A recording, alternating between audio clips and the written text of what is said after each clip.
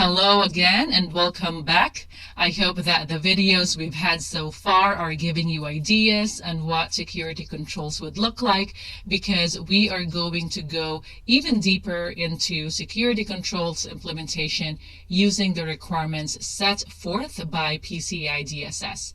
So this is going to be a long document and we are not going to read all of the requirements. Instead, I am going to give you an overview of how we should implement the controls in order to satisfy PCI requirements. So to give you a high-level overview of the format of the document, we can look at section 15 of the PCI DSS document. It is on page 37, talking about the detailed PCI DSS requirements and testing procedures. So for each of the 12 requirements, there will be sub-requirements listed. There will be an overview of the requirements, and then you will see sub-requirements and associated defined approach, and also there's going to be customized approach objective, and then you will see defined approach testing procedures, and also you will see guidance. So it will be the same for all the requirements. And then, as you can see, we have here the defined approach requirements and we have customized approach objective. It says that the defined approach follows the traditional method for implementing and validating PCI DSS and uses the requirements testing procedures right here. Defined within the standard. So in this approach, in this approach, your organization implements security controls to meet stated requirements, and then the assessors follow the defined testing procedures to verify that requirements have been met. So basically, this section right here, defined approach testing procedures, will be for the assessors like the QSAs or qualified security assessors or ISAs or internal security assessors, or you as a security GRC professional. Now, QSAs and ISAs are auditors, if you will. They are certified by PCI organizations, of course, and they are assessing PCI DSS compliance. So QSAs are a third party that independently assess PCI compliance of higher level merchants, and ISAs are doing the same, but they are an internal resource. So if your organization is a lower level merchant, meaning the number of transactions you process every year is not as much as the number of transactions processed by higher level merchants, then you will not need a QSA or an ISA. An internal resource like you as a security GRC professional or maybe an IT auditor can perform the assessment and complete PCI DSS self-assessment questionnaire or SAQ, and that will be on a yearly basis. So going back to the document here, the defined approach testing procedures will be very helpful for the assessors.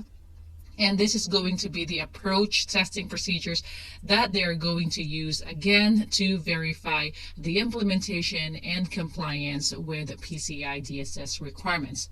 So as for customized approach objective, your focus is on the objective of each PCI DSS requirement. So that will allow your organization to implement controls to meet the requirements stated objective or the customized approach objective in a way that does not strictly follow the defined requirement. Because each customized implementation will be different, there will be no defined testing procedures, and so your assessors will be required to derive testing procedures that are appropriate to the specific implementation to validate that the implemented controls actually meet the objective. So again, you are going to be focusing on the objectives. So as you can see, there are also applicability notes in the document. So you will see that as well in the requirements. So it applies to both the defined and customized approach. And Also, it includes information that affects how the requirement is interpreted in the context of the entity or in scoping. So sometimes you will see specific notes in here like this requirement applies to this and does not apply to that. And then also for the new requirements, you will see right here something like this. It is a wording in italicized font. It's saying that the requirement will be a best practice until March 31st, 2025, when it's going to be fully implemented. Because remember, on March 31st, 2025, they are going to fully retire version 3.2.1 and they're going to fully implement version 4.0 or newer. So right here on the right, you will see the guidance. Let me just scroll to the right.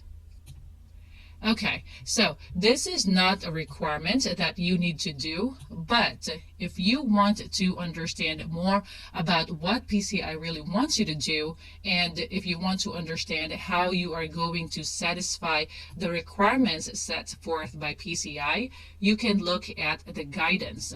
So for example, PCI would say that you need to have a tamper detection mechanism in place, but you are not really sure on how you're going to meet that objective. So as far as implementing the control, of course.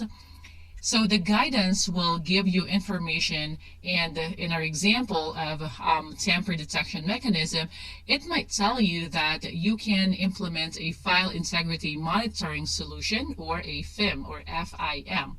And here, if you look at the guidance, you can see the purpose of the requirement, and then you can see the good practice or good security practice, if you will. And of course, there's a definition right here, examples maybe, and further information if there's any. So,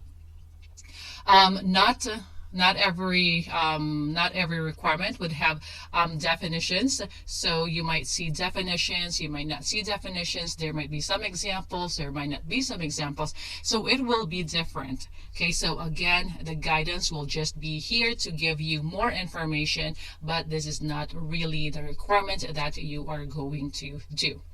Okay, so again, all of the requirements you will see will be in this kind of format, and we will look at that as well when we look at the first requirement. But then again, we are going to just look at the overview first of the requirements, and then we're going to dig deeper.